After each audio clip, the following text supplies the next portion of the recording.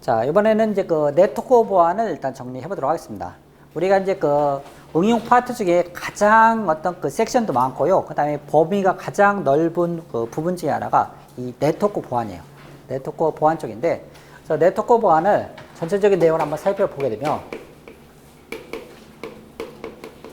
자, 제일 첫 번째, 네트워크의 개요 부분이 나옵니다.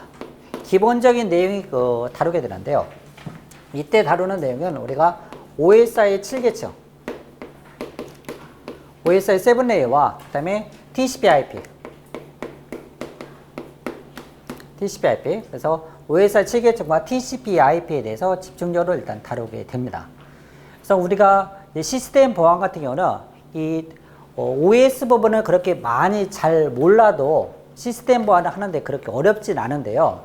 이 네트워크 보안은 OSI 7계층과 TCP/IP를 잘 모르게 되면 조금 그 뒷부분에 네트워크를 이해하는데 좀 어려움이 있을 수 있고, 그 다음에 공격이나 방어 기제도 조금 이해하는데 어려움이 있을 수 있어요. 그러니까 여기는 좀 확실히 해두는 게 좀 좋습니다. 어째 보면 뒤에 부분과 많이 연관이 되어 있다는 얘기예요. 자, 그 다음에 그 네트워크 응용 부분이 있어요. 응용에는 우리가 라우팅, 그 다음에 각종 장비, 그 다음에 그 무선 보안, 그 다음에 우리가 각종 어떤 프로그램 활용하는 부분이 있습니다. 프로그램 활용. 글씨를 똑바로 써야죠. 프로그램 활용. 네트워크 관리를 하기 위해서는 이 각종 프로그램을 활용할 수도 있어야 돼요. 이런 부분을 우리가 다루게 되고요. 그 다음에 네트워크 관리 부분이 있습니다. 네트워크 관리 부분, 이런 부분을 우리가 다루게 됩니다. 라우팅, 장비, 그 다음에 무선 보안, 그 다음에 프로그램 활용. 최근에는 이 무선 보안에 관련된 주제가 시험에 자주 등장하고 있어요. 무선 보안에 뭐 인증이라든지 암호화 기법, 이런 부분이 일단 많이 등장하기 때문에 이것도 관심을 많이 가지고 계셔야 돼요. 자, 그 다음에 세 번째는 네트워크의 공격이 나옵니다. 공격. 그래서 이 공격이 종류가 상당히 많이 있어요. 그래서 여기는 뭐 도스 공격, 그다음에 디도스, 그다음에 뭐 스푸핑, 스냅핑 등등, 그다음에 이렇게 해서 뭐 세션 하이제킹 좀 써볼까요? 도스, 디도스, 그다음에 스캐닝 공격, 그다음에 스니핑, 그다음에 스푸핑, 그 다음에 그 세션 하이제킹, 이런 거 등등이 있습니다.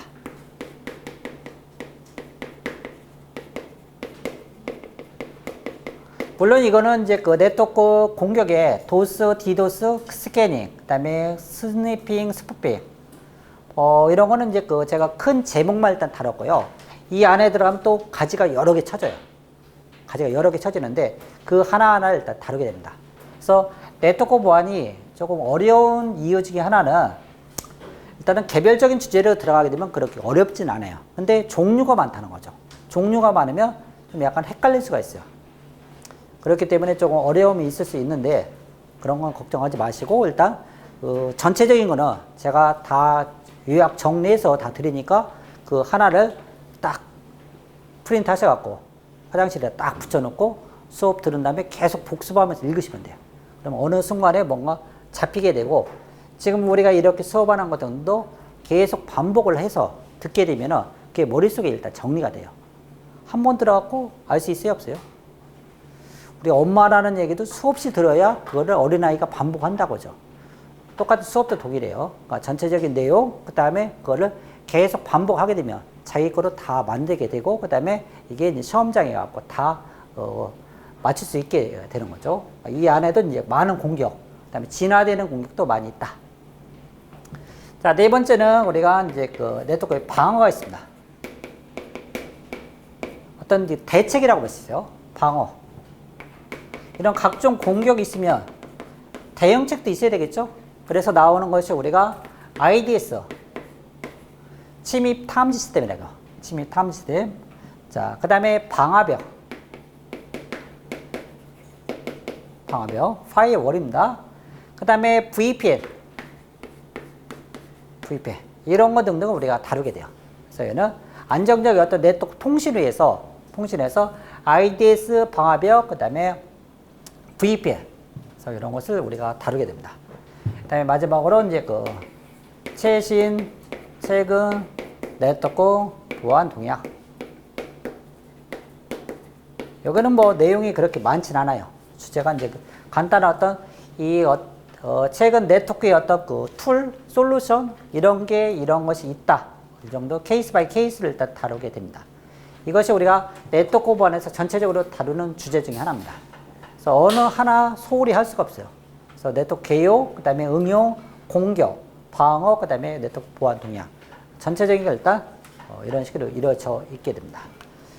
자, 그래서 제일 첫 번째 네트워크 개요의 OSI 7계층화 TCP/IP를 한번 간단하게 한번 다뤄보도록 하죠.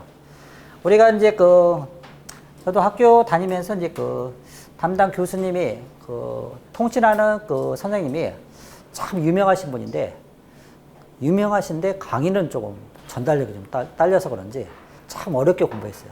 어렵게 공부했는데 이 네트워크가 그렇게 어렵지 않거든요. 근데 우리가 이제 소위 넷맹이라고 있죠. 넷맹. 네트워크만 들어오면 사족을 못 쓰는 거야. 어떻게 할지 몰라갖고. 근데 그런 거 걱정하실 필요 하나도 없어요. 왜냐면 우리가 소위 대학에서 얘기하는 이 데이터 통신 부분 이런 건 별로 안 다뤄요. 우리가 뭐 신호 같은 거 뭐 이런 거 등등 나오고 그다음에 보통 계층상 1, 2계층에 있는 걸 별로 안 다룹니다. 1, 2계층에 있는 건 다루지 않고 보통 3계층 이상 그런 부분만 다루기 때문에 그렇게 어렵진 않아요. 하다 보면 보안이 재밌어요. 좀 즐길 수 있고 그러니까 이 부분을 조금 타이트하게 일단 잘 해놓으면 뒤에 이제 공부하는데 상당히 좀 유리하게 됩니다. 자, 그래서 우리가 이제 간단하게 우리가 통신하는 걸 한번 가정해 보도록 하죠. 통신을 해보면 자, 우리가 이제 앨리스가 바백에 통신, 즉 메일을 보내는 거 가정을 해보도록 할게요. 앨리스가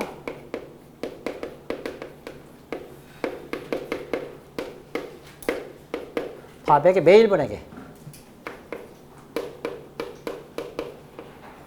자, 메일 보내는 걸 생각해 보시면, 자, 이거 전에 우리가 이제 우리 실생활에서 메일 보내는 거 하는 것과 유사한 것이 우편을 보내는 게 있죠.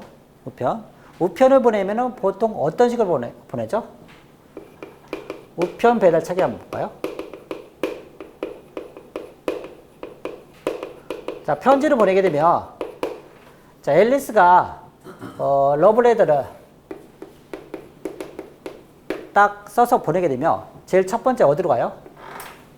우편 집중국으로 가죠. 우편 집중국으로 갑니다.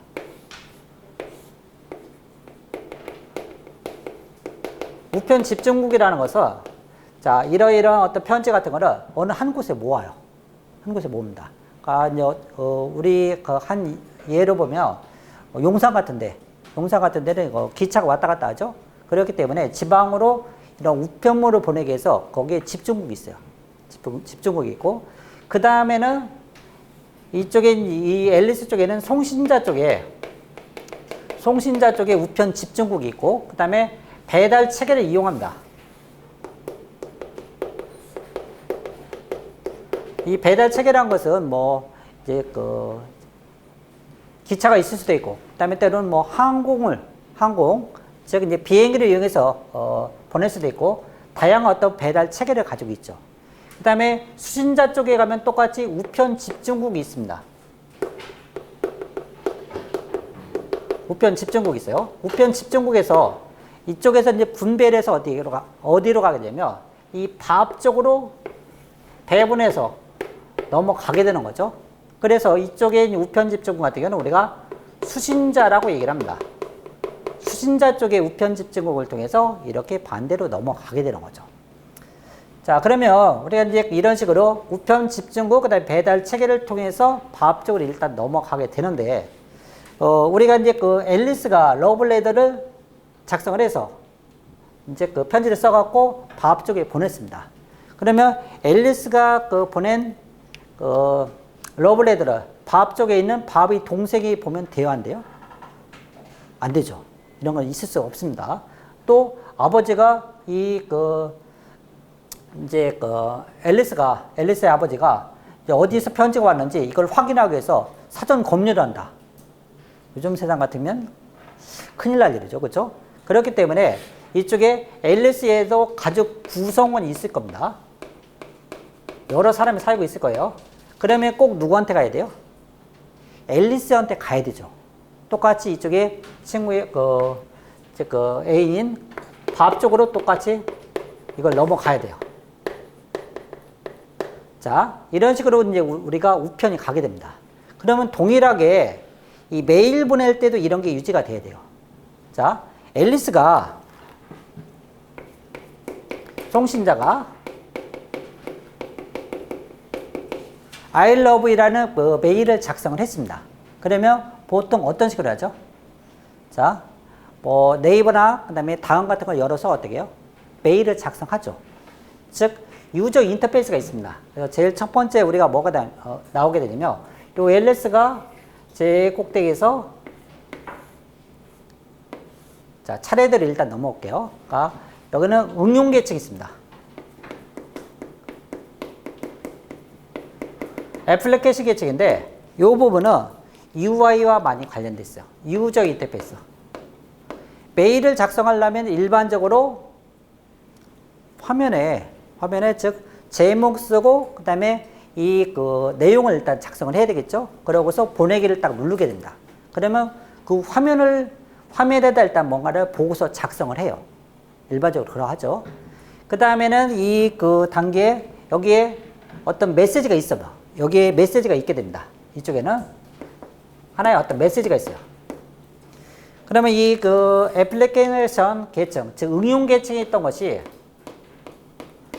자, 이 부분이 전송 계층으로 내려오게 된다.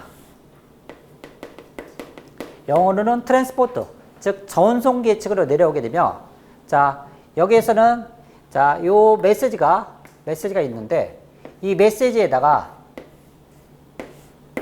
추가적으로 헤더가 하나가 딱 추가돼요. 헤더가 딱 추가됩니다. 이 헤더라는 것은 여기에 덧붙인다는 거야. 한마디로 양파 껍질에다 하나를 더 덮어 씌우는 거예요. 덮어 씌워갖고 하나를 더 추가했습니다. 자, 그 다음에 여기는 지금 TCP IP를 설명하고 있어요. 지금 4계층을 일단 제가 설명하고 있는데 자, 그 다음 단계에서는 자, 네트워크 계층으로 넘어요. 네트워크 계층. 네트워크 계층으로 넘어오게 되면 여기에도 똑같이 하나의 헤더를 추가해요. 4, 3 하나를 추가하게 되고 그 다음에는 똑같이 이제 계층으로 또 내려와서 데이터 링크 계층. 데이터 링크 계층으로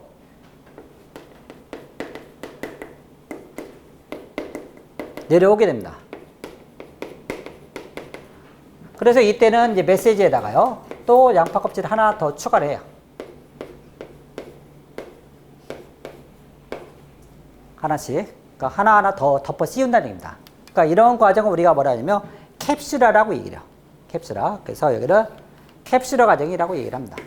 양파 껍질을 하나하나 덮어 씌웠다. 이거를 캡슐화라고 얘기하게 됩니다. 자, 그러면 이 캡슐화에서 자, 전송 계층에 자, 위에서부터 차례대로 이렇게 내려오는 거예요. 자, 이 앨리스가 어떤 화면을 보고서 메일을 작성했습니다. 그 다음에는 알아요, 몰라요? 이 밑에서 이루어지는 거는? 우리가 메일 보내고서 어떻게 작동하는지 알아요, 몰라요? 모르죠, 그죠? 그러니까 자동으로 이런 식으로 뭔가 나눠서 쭉 이루어지게 되는데 실제 메일이 간 원리를 보게 되면 자, 이 전송 계층에서 가장 중요한 이 부분에 붙는 것 중에 하나는 포트라는 게 있어요. 이걸 이해를 잘 하셔야 돼요. 포트. 이 포트라는 것은 뭐가 되냐면 자, 앨리스 컴퓨터 안에는 메일을 작성하는 프로그램이 있을 수도 있고 그 다음에 거기에는 뭐 아래 한글을 즉 레포트를 쓰고 있는 아래 한글이 실행될 수도 있고 그 다음에 노래를 들어가면서 또 레포트를 쓰고 잠깐 뭐 러브레터를 보낼 수도 있고 즉 다양한 프로그램이 실행이 되고 있을 수가 있습니다. 이 많은 프로그램이 실행될 수 있는데 그런 프로그램의 종류를 숫자로 이것을 나열을 해놨어요. 이때 얘가 16비트로 16비트면 2의 16승이면요. 이 정도는 알고 계셔야 돼요. 2의 16승이면 2의 10승은 얼마죠? 1024. 그러면 2의 16승은 65,536이에요. 65,536. 이 개수의 이 그 프로그램을 쭉 나열하는 거예요. 그래서 하나의 예가 우리가 조금 많이 들어본 것 중에 하나가 HTTP가 있죠. 웹 통신을 하려면 HTTP가 있습니다. 이 HTTP가 하나의 예가 HTTP는 얘는 TCP 80번을 사용해요. 80번. 그러니까 80번. 너는 HTTP라고 딱 지정을 해줘요. 이런 식으로. 그러니까 이 그 전소계측에서는 이런 부분을 여기다 집어넣게 됩니다. 그러면 이것이 갖는 의미는 뭐가 되냐면, 자, 이쪽에서 메일을 작성해서 이 프로그램을 이렇게 보냈어요. 근데 반대편에 이렇게 갔을 때 이것을 받는 사람이 예를 들어서 메일을 작성해서 보냈는데 FTP로 받을 수 있을까요, 없을까요? 안 돼요. 뭔가 짝꿍이 뭐가 맞아야 돼요. 이 포트가 맞아야 됩니다. 이 포트가 맞아야 반대편에 대해서 똑같이 수신이 가능한 거예요. 그러니까 이게 그렇기 때문에 상당히 중요하다는 거죠. 그래서 이 포트는 이 상위의 다양한 프로그램, 이것을 식별할 수 있어요. 이 포트는 그래서 이 프로그램을 식별하기 위해서, 프로그램을 나누기 위해서 이렇게 사용하게 됩니다. 그래서 이 포트는 이런 식으로 또 생각할 수도 있어요. 포트는 예를 들어 우리가 큰 어떤 상가에 간다고 가정 해보죠. 멀티플렉스 같은데. 그래서 101호에는 문구점, 그 다음에 102호에는 편의점이 있어요. 이 어떤 상가가 있다 가정입니다. 상가가 있을 때 이 각각의 상가마다 여기는 문구점이고 여기는 편의점이에요. 그러면 우리가 이제 그 학용품을 사려면 어디로 가야 돼요? 문구점으로 가야 되죠. 이런 식으로 어느 상가를 세분화시킨다는 거. 뭐를 통해서? 포트를 통해서. 그러니까 앨리스 컴퓨터 안에 다양한 프로그램이 실행되고 있습니다. 다양한 프로그램이 실행되고 있는 건 뭐로? 포트로 나눈다는 거. 식별을 한다는 거야. 포트로. 그 다음에 네트워크 계층에서 내려오게 되면 자, 여기는 이거예요. 지금 여기서부터 지금 잘 보면 이 앨리스 가족 구성원의 이 각각의 구성원을 포트라고 보시면 돼요. 포트. 그러니까 앨리스, 그 다음에 앨리스 동생, 그 다음에 부모님, 이런 식으로 뭔가 나눠져 있다는 얘기죠. 그 다음에 이 네트워크 계층은 우편이 쭉 가려면 보내는 사람, 받는 사람 있죠. 보내는 사람, 받는 사람 있는 거와 동일하게 이 네트워크 계층에서는 여기에서는 주소라는 부분이 중요해요. 주소. 자, 이때 이제 상계 세 번째 여기에 캡슐화 되는 거에는 뭐가 있냐면요. IP 버전 4와 IP 버전 6가 있습니다. 주소 체계가 IP 버전 4는 32비트를 사용해요. 버전 6는 128비트를 사용합니다. 그러니까 한마디로 얘기하면 앨리스의 주소, 밥의 주소예요. 우편물에 가려면 주소가 있어야 가죠. 주소가 없이 우편물에 갈 수가 없는 겁니다. 그러니까 네트워크 계층에서 뭐를 붙인다? 이 주소를 붙인다는 거야. 주소. 한마디로 하면 이 집 주소예요. 집 주소. 그래서 버전 1은 32비트를 사용해요. 그 다음에 이 부분이 32비트로 하다 보니까 도저히 수용이 불가능해서 지금은 뭐로? 128비트. 즉 IP 버전 6는 128비트로 뭔가 확장을 했죠. 아직도 같이 사용하고 있습니다. 이런 것이 네트워크 계층. 자, 그 다음에 데이터 링크 계층에서는 여기서는 우리가 뭐가 있냐면 자, 맥이라는 게 있습니다. 미디어 액세스 컨트롤에서 미디어 액세스 컨트롤입니다. 얘는 48비트예요. 이 48비트는 기기에 보통 내장되는 주소입니다. 기기. 그러니까 우리가 랜카드도 각각의 주소가 있어요. 랜카드도 주소 있고 각각 PC에도 이 맥 주소가 다 가지고 있습니다. 각 기기마다 이 주소를 가지고 있어요. 그것이 48비트를 가지고 있습니다. 48비트. 얘는 우리가 이 물리적 주소라고 그래요. 기기에 내장된 물리적 주소라고 보통 얘기를 하게 됩니다. 주소. 그래서 각각의 지금 보면 자 전송계 측에서는 포트, 그 다음에 네트워크 측에서는 주소, 그 다음에 여기는 이런 기기에 설정되는 주소가 이렇게 있다.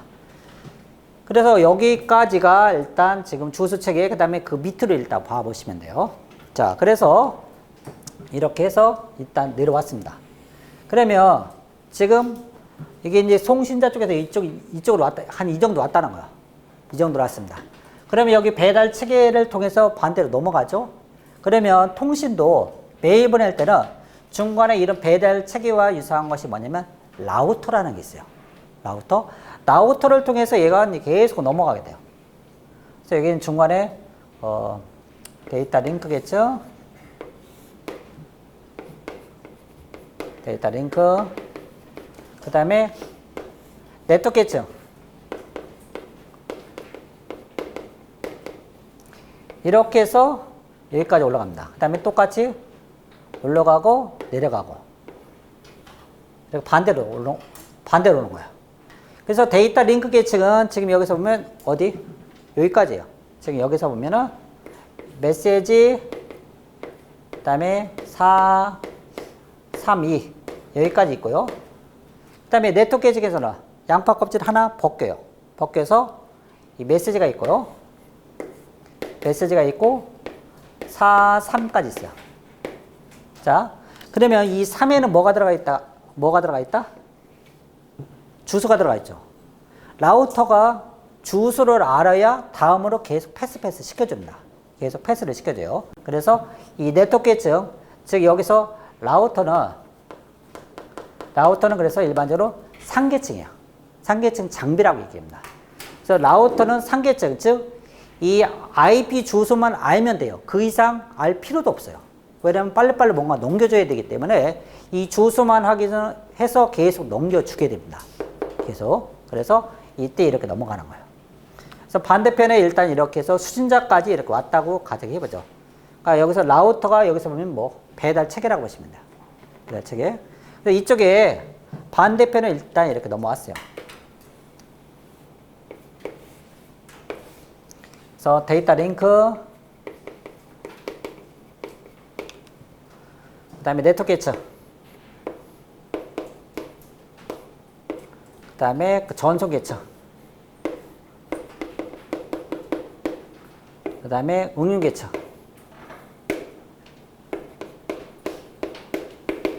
그 다음에 이제 그 밥이 이것을 읽어보겠죠. 저는 이제 수신자라고 얘기를 합니다. 그래서 이제 그 똑같이 여기는 어떻게 양파 껍질을 원래해서 어떻게 했나? 똑같이 여기서 메시지 4, 3, 2. 그 다음에 여기 올라갔을 때는 4, 3이 되겠죠? 4, 3. 그래서 4, 3. 그 다음에 여기는 4. 그래서 이제 그 메시지를 일단 확인해 보는 거야. 그래서 똑같이 이쪽으로 그 가는 거를 역캡슐화라고 얘기하거든요. 역캡슐화. 거꾸로 간다는 얘기죠. 그래서 원래 보냈던 이 메시지를 여기서 확인해 보는 거죠. 이것이 어쩌면 통신의 원리예요. 통신이. 그래서 이제 통신을 그 공부하실 때는 항상 중요한 것이 뭐냐면요. 계층의 개념이 일단 확실히 서야 돼요. 계층이 몇 계층에 속거나냐. 그러면 그 계층에 따라서 어떤 이제 그 프로토콜이 있는지, 그 다음에 그 특징을 일단 조금 그 가능할 수 있는데, 그래서 계층을 보게 되면 그 프로토콜이 어떤 그 특징을 갖는지, 이런 게 직간접적으로 좀 감이 와야 됩니다. 그래서 여기에 이제 우리가 다루는 것 중에 하나, 데이터 링크 계층에서는 우리가 이제 프로토콜에는 PPP라는 게 있어요. 그 다음에 네트워크 계층에서는 IP, 그 다음에 ICMP, 그 다음에 ARP라는 게 있습니다. 그 다음에 전송 계층에서는 대표적으로 우리가 TCP/IP, TCP/UDP, TCP, UDP. 그 다음에 자, 응용 계층은 많이 있어요. 응용 계층은 뭐 FTP, 그 다음에 자, SMTP, 이메일 버전 SMTP, 그 다음에 우리가 우리가 이제 SNMP 네트워크 관리하는 거예요. 심플 네트워크 매니지먼트 프로토콜인데 이런 것 등등이 있습니다. 지금 이거 모른다고 좌절하실 필요가 없어요. 지금 이건 나중에 어떻게 하나하나 다루는 거야. 여기서 이제 다루지 않는 거는 이건 안 다뤄요. 왜냐면 2계층, 우리 3계층 이상만 좀 관심 가지면 돼요. 요 위에만. 이쪽 위에만 일단 공격과 관련되어 있기 때문에 요 위에 계층만 일단 관심을 가지시면 되고, 그래서 3계층에는 IP, 그 다음에 ICMP, ARP 이런 게 등등이 있다. 그 다음에 TCP, UDP, 그 다음에 이런 FTP, SMTP, SNMP 이런 거 등등이 있고요. 그 다음에 보안 프로토콜도 있어요. 보안 프로토콜. 이거는 일반적으로 사용되는 프로토콜이고, 그 다음에 보안에서 사용되는 프로토콜. 데이터 링크 계층의 같은 경우는 우리가 VPN에 사용되는 터널링 프로토콜이 한 3가지가 있어요. 터널링. 이 터널링은 터널링은 우리가 뭐로 표현할 수 있냐면요. 이 VPN은 이런 거예요. 버추얼 프라이빗 네트워크인데, 이 VPN은 서울에서 부산까지의 거의 공중망이라는 것은 이제 우리가 많이 사용하는 이런 공중망입니다.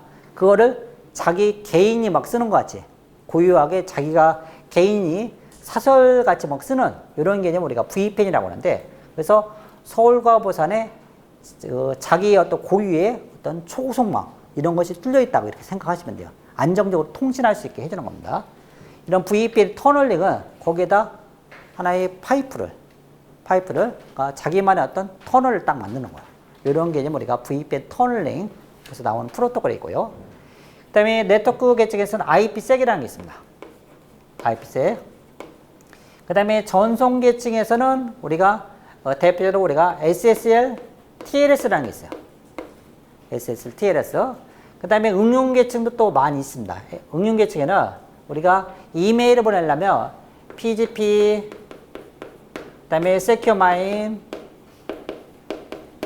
그 다음에 우리가 CQCell이라든지 이런 것 등등이 우리가 응용 계층의 프로토콜이라고 볼 수 있어요. 이런 걸 하나하나 개별적으로 다루게 됩니다. 우측에 있는 것은 우리가 이제 일반적으로 사용되는 프로토콜이고요. 좌측은 보안 프로토콜이에요. 이쪽은 보안 프로토콜.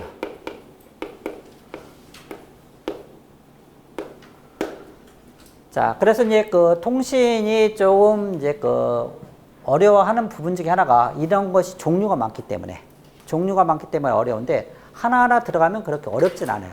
어렵진 않은데, 그래서 이제 일단 종류가 많기 때문에 그런 부분이 있다. 그래서 이제 공부라는 게 그렇죠. 처음에는 일단 범위가 넓은 것 같은데 어떻게 된다. 자꾸 뭔가 줄어가는 거야. 시험장에 갈 때는 A 한 장 딱 들고 갈 정도로 뭔가 압축이 돼야 돼요. 압축이. 그러니까 그런 식으로 제가 계속 압축해서 뭔가 정리해 드릴 테니까 크게 걱정하지 않으시고 이렇게 하시면 됩니다. 자, 이런 것이 우리가 보안에서 다루는 그런 내용 중에 하나고, 그 다음에 통신의 흐름 이런 식으로 가게 됩니다.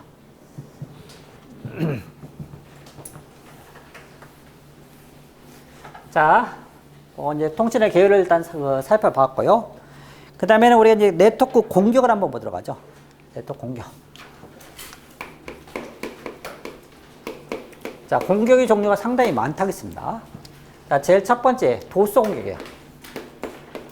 디나이버 서비스인데, 도스 공격은 자, 서비스를 거부하는 겁니다. 서비스를 못하게 하는 거. 자, 이건 어쩌면 이런 거예요. 오늘 첫날인데, 자, 우리가 첫날인데 이제 처음부터 이제 스터디를 하자고 이렇게 친구들이 구성을 했어요. 한 5명이 이제 스터디를 구성했습니다. 근데 한 친구가 영 공부할 마음이 좀 없는 것 같아요. 그래서 그 친구가 하는 말이, 오늘은 놀고 내일부터 공부하자, 이런 식으로 얘기하는 거야. 그러니까 이제 방해자가 몇 명? 딱 한 명 있어요. 한 명 때문에 어떻게 4명이 그냥 끌려가야 될 그런 상황에 놓이는 거죠. 그래서 이제 얘는 이 방해자가 한 명이야. 한쪽에서 네 명을 막 공격하는 거야. 그럼 디도스는 방해자가 여러 명이죠. 한 세네 명이 어떻게 한 명을 막 공부하려고 하는데 어떻게 방해하는 거야. 이거 상당히 중요해요. 스터디 구성할 때도 이게 이제 그 어떤 분위기가 상당히 중요한데, 근데 막 자꾸 어떤 분위기를 흐리는 사람이 있어. 그런 사람이 나오게 되면 좀 공부하는 좀 어려움이 있을 수 있어요. 그러니까 이런 경우를 우리가 디도스 공격이라고 보시면 돼요. 자, 그 다음에 스캐닝이 있는데요. 자, 어느 집에 공격을 하려고 그래요. 즉, 담 넘어가서 뭔가를 훔치려고 그래요. 그러면 이 대문으로 들어가면 되겠어요, 안 되겠어요? 바로 들키겠죠. 그러니까 어떻게? 창문이 열렸는지, 그 다음에 어디 몰래 뭐 들어갈 수 있는지, 일단은 뭐를 찾냐면 개구멍을 찾는 거야. 이 개구멍이라는 것은 어쩌면 취약점을 찾는 거야. 취약점이나 그 집에서 뭐가 있는지 일단 확인을 해보는 겁니다. 확인해봐서 어느 부분에 어느 쪽으로 들어가면 내가 침투하기에 상당히 유리하겠다. 이런 걸 나름대로 판단해보는 것이 이 스캐닝이라고 보시죠. 한마디로 쭉 스캐닝 해보는 겁니다. 스캐닝. 이런 것들이 스캐닝이다. 자, 그 다음에 스니핑 공격이 납니다. 영어로는 스니핑이에요. 스니핑. SNIFF. 스니핑. 스니핑은 이 소극적 공격이에요. 소극적 공격. 소극적 공격은 2부가 주로 하는 거야. 2부와 멜로디가 있을 때 이 뭘 하고 있는지 살짝 염탐해보는 겁니다. 그래서 친구가 무슨 얘기하는지 뭐 도청을 해본다든지, 그 다음에 어떤 것을 하는지 확인해보는 걸 우리가 스니핑이라고 얘기하게 됩니다. 자, 그 다음에 스푸핑이 나와요. 스푸핑. 이 스푸핑은 적극적 공격입니다. 적극적 공격. 이 적극적 공격은 누가 하냐면 멜로디가 하는 거죠. 이는 적극적 공격을 하게 됩니다. 그래서 이제 스니핑, 스푸핑 거의 한 쌍으로 이렇게 돌아다녀요. 스니핑과 스푸핑. 스니핑, 스푸핑. 그 다음에 이제 또 다루는 것 중에 하나는 세션 하이제킹이 있어요. 세션 하이제킹. 이 하이제킹 한다는 것은 우리가 뭐 이제 가끔 영화 같은 데 보면 뭐 비행기 같은 걸 인질로 삼아 하이제킹 한다고 하죠. 세션을 하이제킹 하는 거야. 세션 하이제킹 합니다. 세션 하이제킹 하는데 얘는 인증을 우회해요. 인증을 우회합니다. 그래서 이 세션이 A와 B가 이렇게 세션이 있다고 가정해보죠. 둘이 통신하고 있어요. 세션이 유지가 되고 있는 거죠. 근데 이런 중간에 얘가 확 껴들어가는 거야. 얘가 공격자가 확 껴들어서 A가 뭐 통신하고 있을 때 공격자가 A를 딱 아웃시키고 이 공격자하고 B하고 이렇게 둘이 통신하는 거야. 인증 우회에서. 즉, 이 B는 이 공격자가 A라고 생각하는 거야. A라고 생각하고, 그 다음에 이 B하고 공격자가 이렇게 둘이 통신하는 겁니다. 이런 걸 우리가 세션 하이제킹이라고 해요. 세션 둘이 이렇게 세션을 유지하고 있는데 중간에 어떻게 된다? 딱 끼어 들어가는 거죠. 그래서 얘는 인증 우회하는데 이것이 사용이 되게 됩니다. 그래서 네트워크 공격에 이런 것을 다루게 되고요.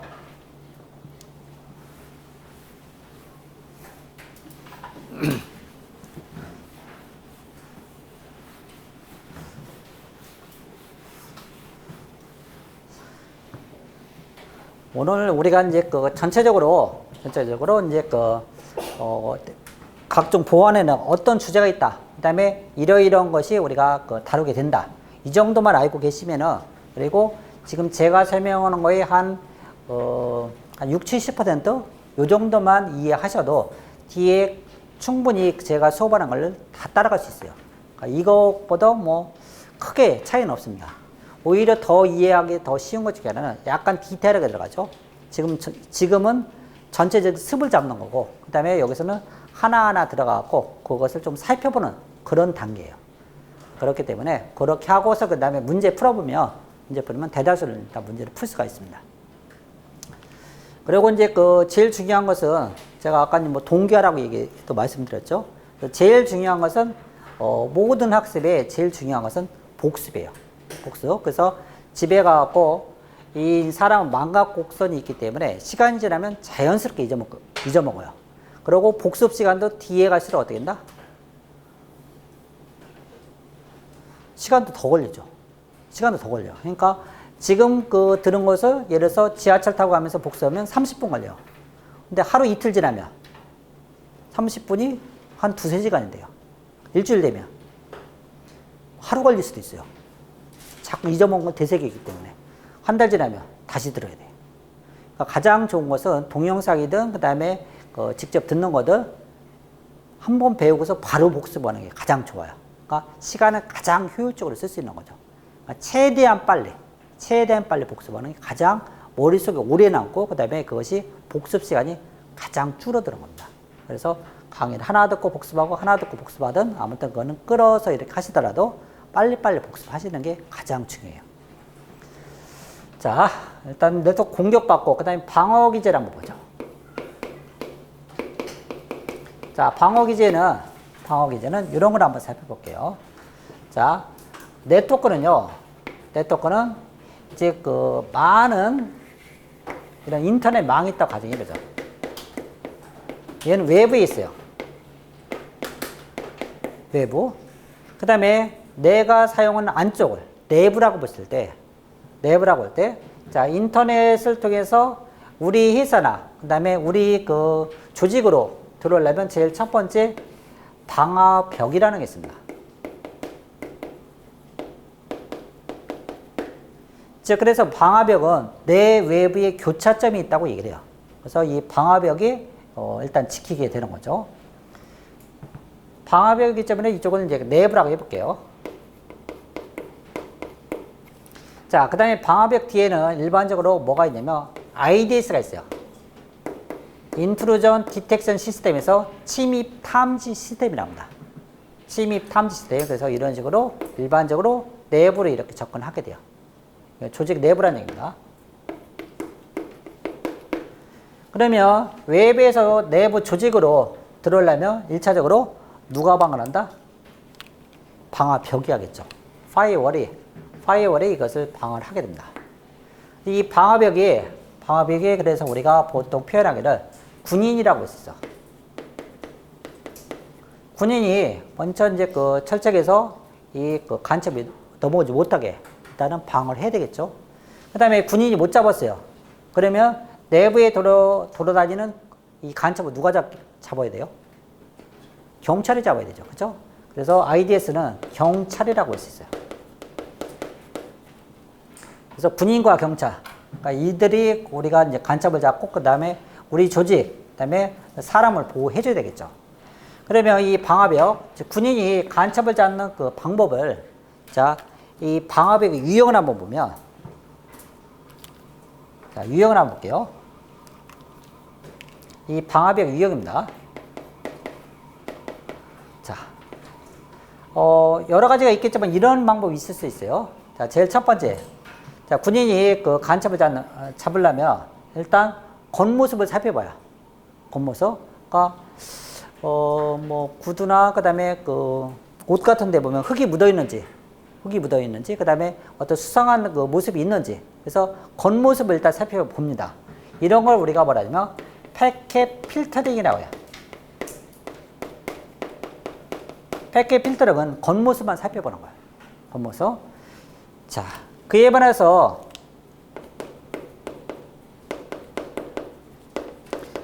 우리가 이제 그 수상한 사람을 바로 잡기에는 뭔가 저 사람이 이제 그 간첩이 이제 자기 아니라고 이렇게 오리발 내밀 수 있기 때문에 일단 뒤따라 다니면서 수상한 행위를 하는지, 어느 이제 그 군 시설이나 이런 데 몰래 뭔가 염탐을 하는지 뒤따라다니면서 뒤에 어떤 추적을 해봐요.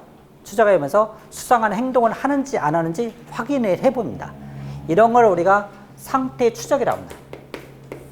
상태 추적 방화벽. 자, 그래서 얘는 어떻게 된다? 뒤에 뒤따라다닌다는 거죠.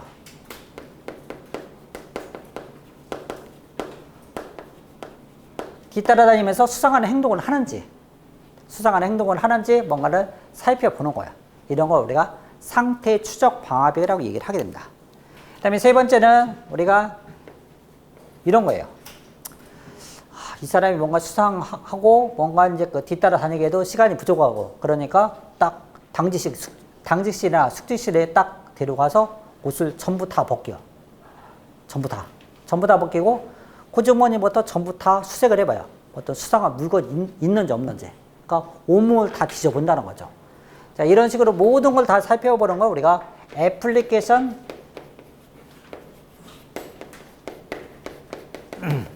이 방화벽이라 합니다. 애플리케이션 방화벽. 이 애플리케이션 방화벽은 그렇기 때문에 모든 걸 다 살펴본다는 거죠. 모든 것을 다 살펴본다. 자, 그러면 우리가 이제 시간상으로 한번 봐보죠. 자, 겉모습만 살펴보는 패킷 필터링과 그 다음에 모든 것을 다 살펴보는 애플리케이션 방화벽. 속도는 어떤 게 빠를까요? 당연히 이쪽이 빠르겠죠. 빨리 뭔가 검색을 해보고 패스 이렇게 돼요. 근데 이거는 시간이 좀 더 걸리겠죠. 그렇지만 어때요? 확실하게 잡아낼 수가 있겠죠. 이건 각각의 장단점이 있는 거예요. 하드웨어 성능이나 여러 가지 비교를 해봤을 때 각각 이런 특징을 가지고 있습니다.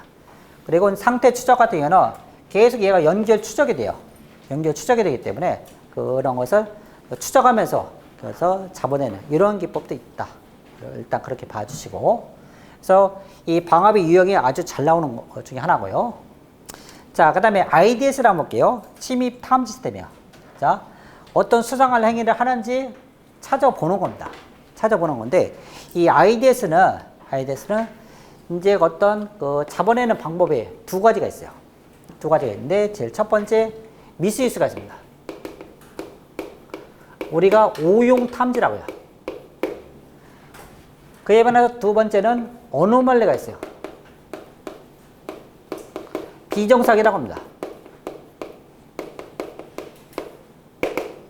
그래서 오용 탐지는 학교에서 보게 되면 문제 학생이 있어요.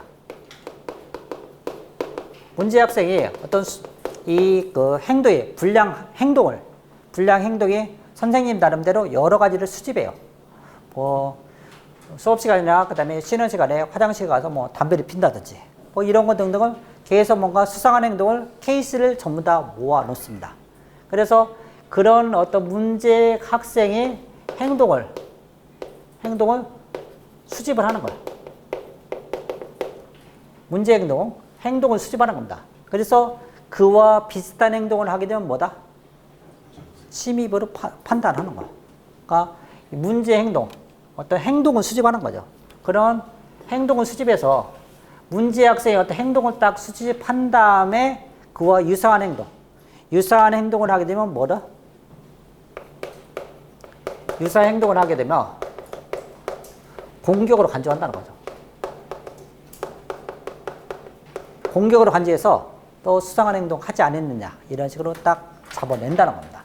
이런 것을 우리가 미스유스 말 그대로 오용하는 거예요. 잘못하는 걸 딱 케이스 바이 케이스로 전부 다 수집을 해놓는 겁니다. 자, 그에 반해서 이 어노말리는 비정상은 이제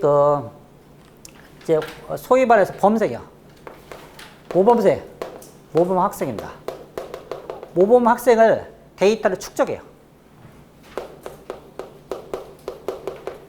데이터를 축적합니다. 통계를 낸다는 거예요. 그래서 이 통계를 즉 여기서 모범 학생은 어찌 보면 정상을 수집하는 거예요. 정상을 수집하는 겁니다. 이 미스유스는 행동 수집이라는 것은 뭘 수집한다? 어떤 이제 잘못된 거죠. 비정상적인 거를 뭔가 수집하는 거야. 비정상적인 거를 잘못된 거라. 이제 비정상을 수집한다는 거죠. 비정상을 수집해서 그 비정상과 유사하면은 뭐다? 공격으로 간주하는 거야. 그에 반해서 어노말리는 정상을 수집해서 통계를 딱 축적해내요. 그것을 뭐다? 벗어나면 뭐로? 벗어나면 비정상에 걸려드는 거죠. 그러니까 여기서는 뭐다? 데이터를 축적한 다음에 벗어나면 공격으로 간주하는 거죠. 벗어나면. 그러니까 정상을 전부 다 수집해서 통계를 만들어 놔요. 통계를 만들어 놔서 그 인계치를 딱 넘어섰다. 이제 대표적 하나가 회사의 업무를 추진하다 보면 정상적으로 보면 9시부터 6시까지 트래픽이 어느 양이 있어요. 근데 그 트래픽 양이 급격하게 막 늘어나요. 그러면 이런 벗어났죠. 그러니까 공격의 가능성이 높다는 거야. 그런 기법이 대표적으로 비정상, 오노말리라고 보시면 돼요. 정리를 하면 오용 탐지는 한마디로 비정상, 잘못한 거를 전부 다 수집해요. 그거와 유사하면 공격. 오노말리는 뭐다? 정상적인 걸 다 수집한 다음에 이상한 행동하는 거야. 이상한 행동은 뭐다? 또 공격. 이런 식으로 판단하는 거죠. 그래서 대표적으로 미스유스와 오노말리 그런 기법이 있다. 아주 잘 나오는 겁니다. 이렇게 해서 우리가 이제 네트워크 공격까지 일단 쭉 한번 정리해 봤고요. 그다음에 이제 다음 시간에는 그 뒷부분에 뭐 이제 1시간 정도 더 정리하면은 이렇게 이제 기초 과정은 정리가 될 것 같습니다. 자, 오늘 고생하셨습니다. 다음 주 수요일 날 2시에요. 수요일 날 2시. 내일은 수업 없다겠어요.